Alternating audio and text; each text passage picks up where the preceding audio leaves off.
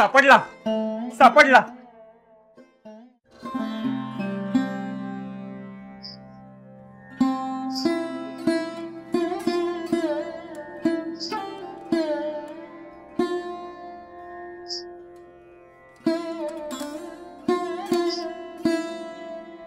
एकोबा,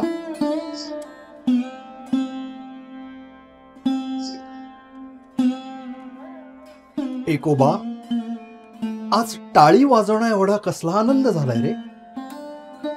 गुरुदेव, या एका पैचा हिशेब लागतच नव्हता, तो लागला. चूक सापडली गुरुदेव. म्हणजे एक पैची चूक हुडकण्यासाठी तू सारी रात्र घालवलीस तर याचाच आनंद झालाय तुला? होय गुरुदेव. अहो पण या एका पैचा हिशेबच लागत नव्हता. एकोबा, अशीच मनाची एकाग्रता अंगात आणण्याचा प्रयत्न कर. यापेक्षाही जास्त आनंद मिळेल तुला. होय गुरुदेव.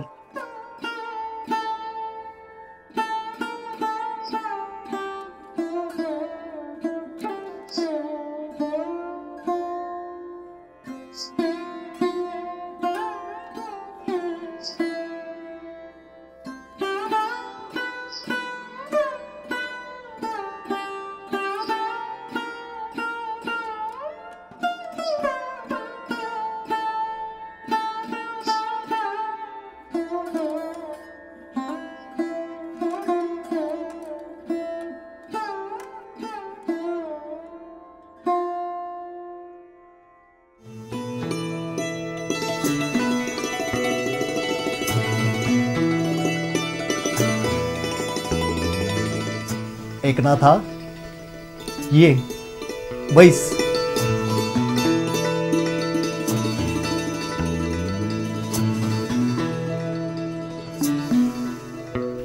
एकोबा, आता तू वेद, उपनिषद आदीत पारंगत झालायस.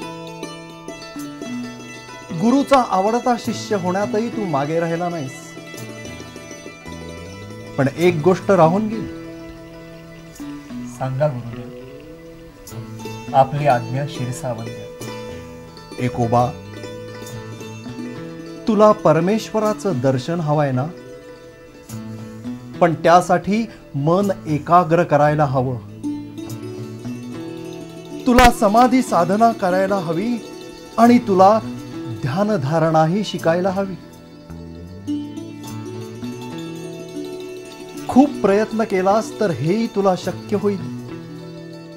पण तुला एकांतात राहावं लागेल, जिथे तुझी एकाग्रता कोणीही भंग करणार नाही. एकोबा,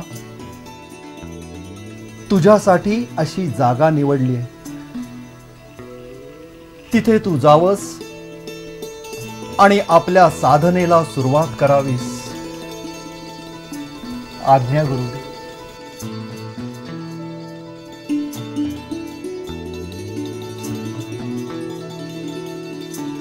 जय जय राम कृष्ण हरी.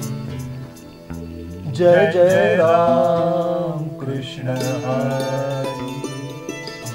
जय जय राम कृष्ण हरी. जय जय राम कृष्ण हरी.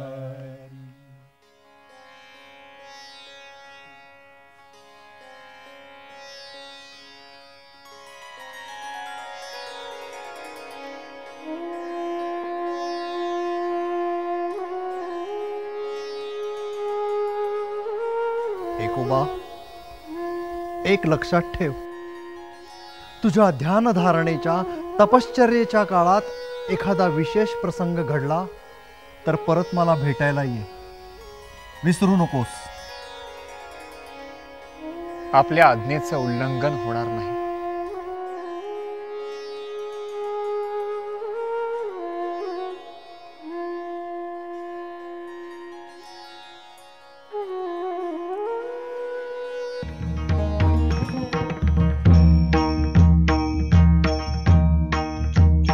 जय जय राम कृष्ण हरी. जय जय राम कृष्ण हरी. जय जय राम कृष्ण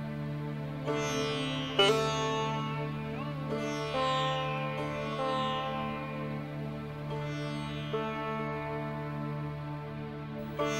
यदा हि धर्मस्य ग्लानिर्भवति भारत अभ्युत्थान अधर्मस्य तदात्मानं सृजाम्यहम्. गुरुदेव, गुरुदेव, एकोबा, गुरुदेव, आपण सांगितल्याप्रमाणे समाधीत असताना खरोखरच विशेष घडलं. अहो, एक भुजंग माझ्या अंगाभोवती वेटोळे घालून बसला होता आणि गुरुदेव मला ते जाणवलंही नाही. पण तिथे येणाऱ्या एका गुराख्यानं हा प्रकार पाहिला आणि माझ्यावरच्या प्रेमापोटी त्यानं आरडाओरडाही केला. तेव्हा कुठे मी समाधीतून जागा झालो. पण गुरुदेव, तो सर्प माझ्या अंगावरून निघूनही गेला. एकोबा, एकोबा, आज तू परिपूर्ण झालास. खरंच खरंच खऱ्या अर्थानं तू आज परिपूर्ण झालास. तुझ्या देहाचा उद्धार झाला. गुरुदेव, आपल्यासारखा गुरु मला मिळाला, सर्व काही मिळालं. एकोबा, तुला आता स्वतःसाठी नाही तर दुसऱ्यांसाठी जगायचंय. लोकांचं कल्याण करायचंय. तुझ्या ज्ञानाचा फायदा इतरांना व्हायला हवा. समजलो स्वामी, समजलो.